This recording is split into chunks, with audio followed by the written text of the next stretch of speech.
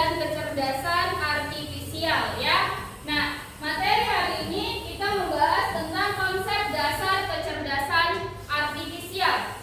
Kecerdasan artifisial yang dalam bahasa Inggris sering kita sebut dengan AI.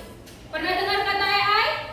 Nah, iya. Dalam bahasa Indonesia kita harus menyebutnya kecerdasan artifisial. Nah, adapun kita akan membahas tentang etika penggunaan kecerdasan artifisial.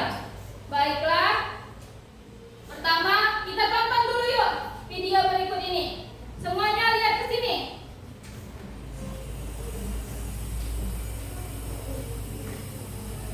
Robot AI yang bisa menjawab semua pertanyaan. Sebuah perusahaan teknologi menciptakan robot AI dengan kecerdasan luar biasa yang bisa menjawab semua pertanyaan dengan tepat. Seorang wartawan memujinya dengan pertanyaan sulit. Apa arti hidup? Robot menjawab dengan teori filosofis panjang. Seorang bocil tiba-tiba bertanya, "Bang, kalau ayam duluan atau telur duluan?" Robotnya langsung meledak karena tidak sanggup menjawab. Robot AI yang bisa menjawab Nah, semua jadi kalian pernah kan melihat robot? Pernah lihat robot walaupun di HP? Pernah? Atau ada yang sudah melihat langsung? Belum Bu, ya nanti kamu akan menjadi pencipta robot. Amin. Ya mau nggak? Mau. Maka kita harus menguasai teknologi. Kalian harus makanya mempelajari coding dan kecerdasan artifisial. Kecerdasan artifisial ini seperti mesin buatan manusia. Dia adalah yang berpikirnya seperti manusia, meniru kecerdasan manusia. Minggu semalam kan kita sudah mempelajari tentang bagaimana berpikir komputasional. Nah, hari ini bagaimana sih tadi kita sudah melihat sebuah video robot AI katanya. Ditanya, sebenarnya bisanya dia menjawab ya kan? Cuma itu tadi bercanda-bercandaan aja ya kan? Nah, jadi di sini contoh-contohnya seperti apa? Nah, kalau kalian punya robot pintar, kalian ingin robot itu bantu apa? Coba siapa yang bisa menjawabnya? Oke, ya. Arya. Bantu masak. Wah, bantu masak mama dan abang juga. Yola? Membantu masalah besar dari kecil-kecil. Bagus, seperti konsep apa itu semalam? Dekomposisi, ya. Membantu saya menyelesaikan pekerjaan yang payah, Bu. Membantu saya mengerjakan pekerjaan yang payah. Bagus semua. Nah, itu kalau kalian punya robot pintar ya. Tapi di kecerdasan artifisial banyak sekali situs-situs yang bisa kalian contohnya ada ChatGPT. Pernah kalian gunakan ChatGPT? Pernah. Nah, kemudian ada Gemini, ya kan? Ada lagi yang kalian sering sekarang nih, Cici, ya kan? Nah, kalian tanya apa saja di situ, dia tahu kan? Nah, polanya itu dia ada karena dia meniru kecerdasan dari manusia. Apa yang masuk ke dalam teknologi komputer, mesin komputer itu dibaca sama dia. Ya, jadi mereka itu berpikirnya ada terarah komputasional. Nah, hari ini kita akan mempelajari tentang pentingnya etika dalam penggunaan kecerdasan artifisial (KA). Yang kedua, membedakan antara penggunaan KA yang etis dan tidak etis. Yang ketiga, mengintegrasikan nilai-nilai tanggung jawab, keamanan, dan empati dalam penggunaan KA. Oke, di sini ada, kita garis bawahi kata etika, etis dan tidak etis. Nah, etika itu adalah bagaimana? Siapa yang tahu etika? Etika perbuatan yang baik dan buruk. Nah, jadi etis dan tidak etis. Hari ini, Ibu, kita ada sebuah pertanyaan lagi, Ibu. Bayu menggunakan chatbot untuk menjawab soal ulangan, ya. Temannya tahu dan merasa itu curang. Menurut kalian, apa yang salah? Si Bayu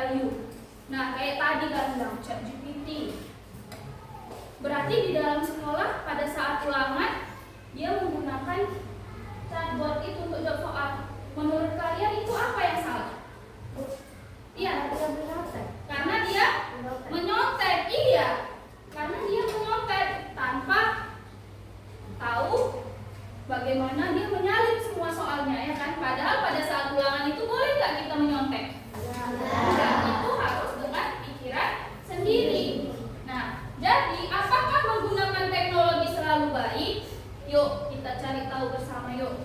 Oke, nah tadi kita harus membedakan mana yang etis dan tidak etis. Etis itu adalah perilaku yang sesuai dengan nilai-nilai moral dan standar kebenaran serta kesalahan yang berlaku dalam masyarakat. Ya, jadi kalau tidak etis berarti perilaku yang tidak sesuai. Ya, mana yang baik dan buruk. Nilai-nilai moral kan tahu kan? Kejujuran, apalagi sopan santun, kemudian etika, iya. Nah, jadi langsung saja di sini ini kelompok 1, kelompok 2, kelompok 3 dan kelompok 4. Kita akan berdiskusi ya, Nak. Ibu akan membagikan 1 etis, ada 7, bukan sebuah, 7 kasus. Kasus itu kan masalah ya. Ada beberapa masalah. Kasusnya yang etis dan tidak etis. Jadi, anak-anak ibu semua di dalam diskusi kelompok ya, nanti kalian ada pertanyaannya di sini. Apakah kasus itu etis atau tidak etis? Ya, sesuai atau tidak sesuai dengan nilai-nilai moral yang berlaku di masyarakat kita. Nah, nanti kalian isi ya.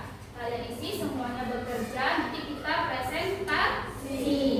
Oke, paham? Ada yang bertanya? Paham? Paham. Oke, ini ibu bagikan kartunya ke masing-masing kelompok ya. Nah, kalian boleh mengerjakannya langsung. Kelompok 1.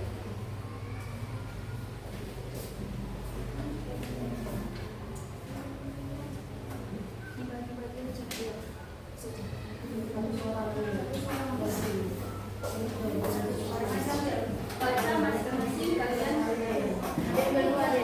Kasih kamu ayo.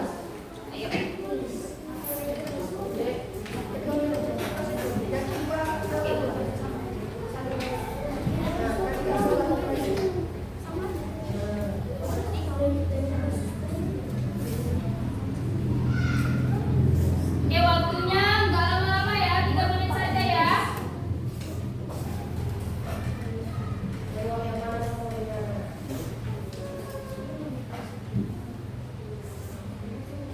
Oke, Ibu di situ ada memberikan materinya sambil dibaca. Ayo saling diskusi. Saya mau tanya. Etis atau tidak etis? Udah selesai semua? Kelompok 4 udah siap? Udah, oke ya. Udah, coba dikumpulkan menjadi 1. Ya, nanti ibu kita akan presentasikan dengan mengundinya.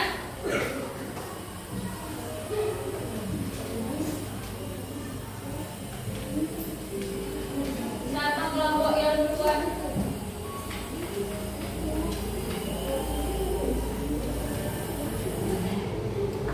Ya, kelompok 1, 2, 3, atau 4 duluan ya. Yang pertama maju.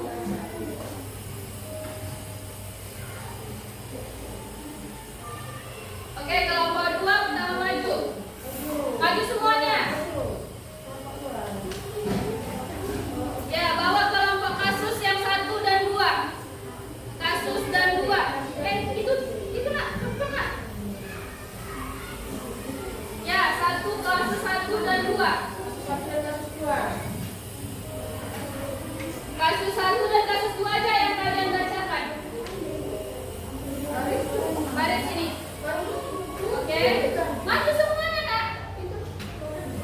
Oke, kasus 1 yang baca Viola, kasus 2 Adia ya. Gantian ya. Oke, pertanyaannya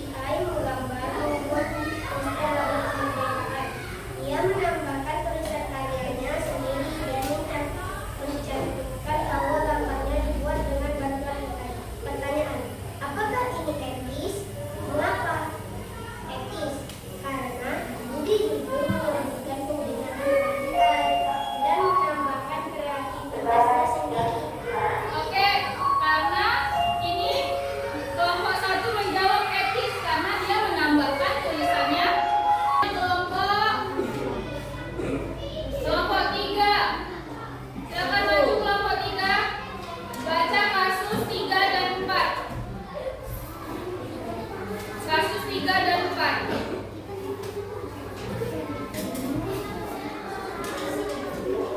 Ilham dan Rada nanti baca. Kasus 3 dan 4. Kasus 3 dulu nak. Mana kasus 3 yang kalian kerjakan? Ya, yang buat. Kita menggunakan chatbot AI untuk AI untuk mencari ide cerita. Lalu ia menulis ulang dengan bahasa sendiri. Sebelum dikumpulkan sebagai tugas sekolah, pertanyakan bagaimana menurutmu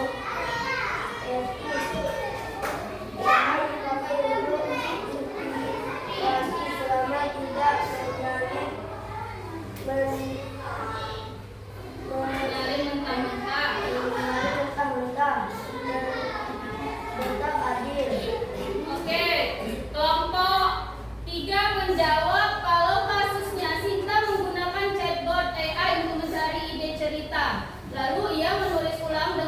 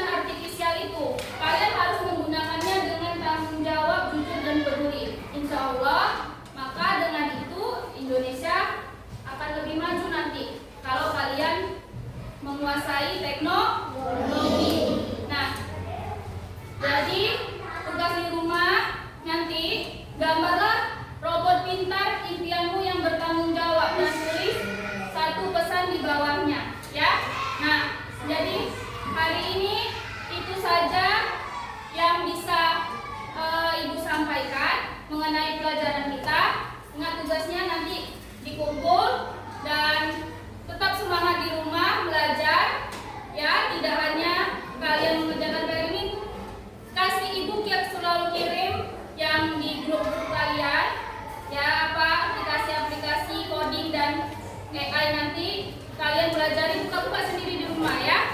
Oke, tetap semangat. Assalamualaikum.